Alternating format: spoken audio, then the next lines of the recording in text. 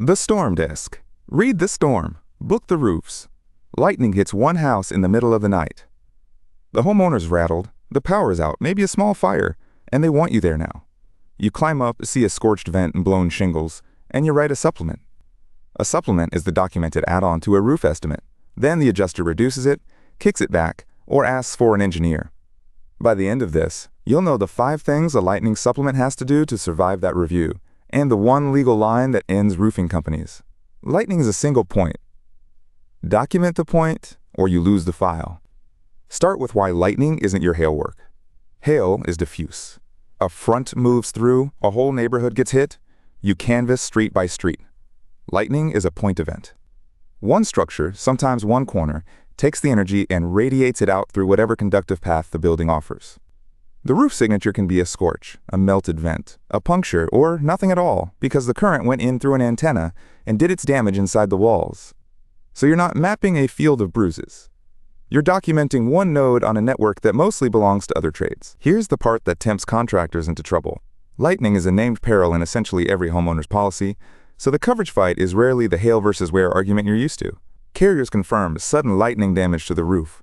Wiring and structure is typically covered, subject to the deductible. Coverage is easy, so the temptation is to write loose and let the adjuster sort it out. Don't. A loose file invites a reduced scope, an engineer request, or a question about whether the damage was just old wear. Easy coverage is why discipline gets tighter.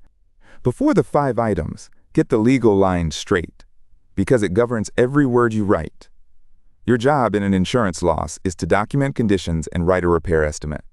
The insurer decides coverage.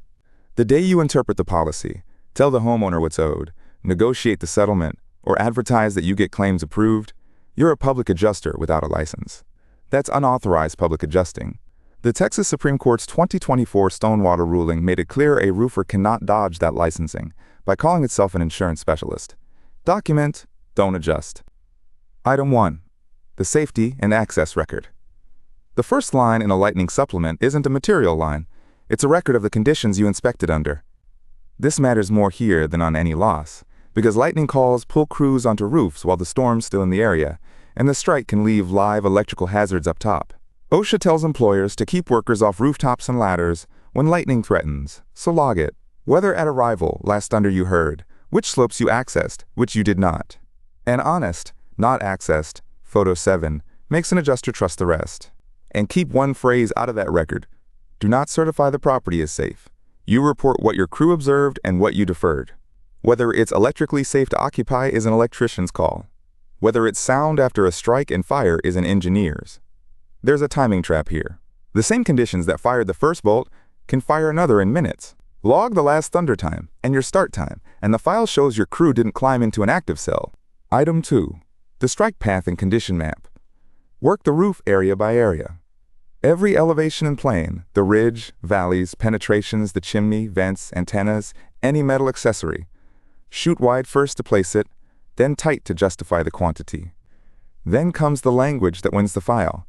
Write what you see, not what it means. Not, lightning caused full roof failure. Instead, charred 1.5-inch puncture at metal ridge vent, rear slope, photo 14. The National Weather Service is explicit that metal does not attract lightning, so the defensible line is damage consistent with carrying current. Document the path, leave cause to whoever's qualified. On that map, get ahead of the one reduction that hits lightning roofs most. The adjuster argues your strike damage is really age or prior wear, so draw that line yourself before they do. If the field shingles show normal granule loss from age, say so and keep it out of the lightning scope. A file that reads, age wear in the field, strike damage limited to the documented entry zone, beats one quietly folding an old roof into a lightning claim. Adjusters reward the contractor who segregates the wear. Item 3. Fire, moisture, and temporary protection evidence. Lightning and fire travel together. A strike can start a concealed attic fire, char the deck, or trigger a fire response that leaves its own water damage. You sort the indicators into 3 buckets. Bucket 1, emergency mitigation, your tarping and dry-in. Bucket 2, permanent roofing repair. Bucket 3, non-roofing, the fried wiring and electronics. Your tarp is legitimate and billable, but it lives in its own part of the file with before and after photos. Blend it into replacement, and the adjuster can't tell mitigation from padding. Item 4. The referral record, and this is where the lightning protection system bites. A lightning protection system is the rods and conductors that route a strike to ground. If the building has one and you re-roof, you can't just pull the rods, re-roof, and screw them back down.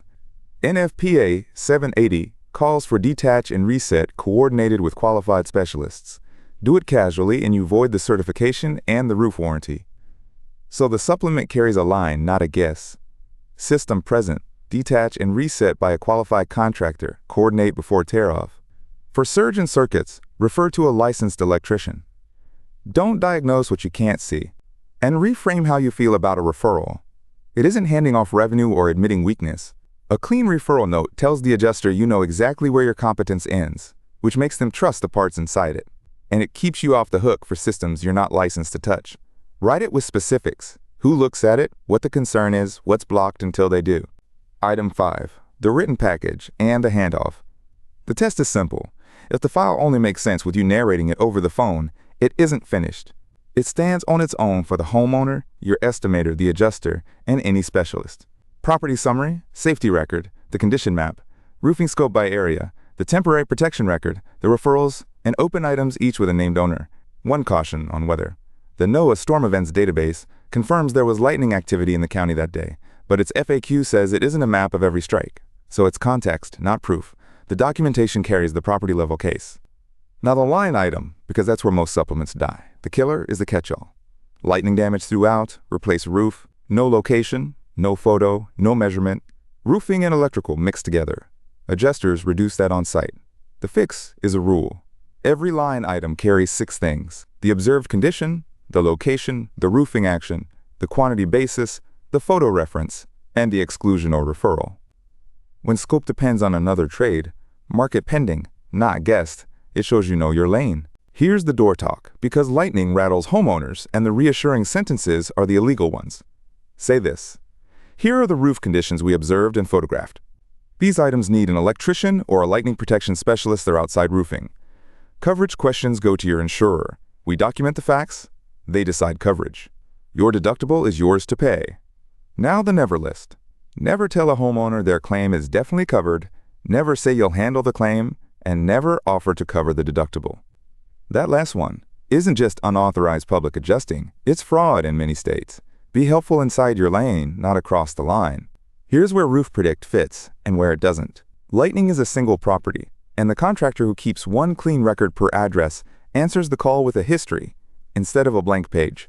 Roof Predict keeps that record, an estimated roof age range and follow-up in one place, so you prioritize the right properties and speak to the roof's baseline.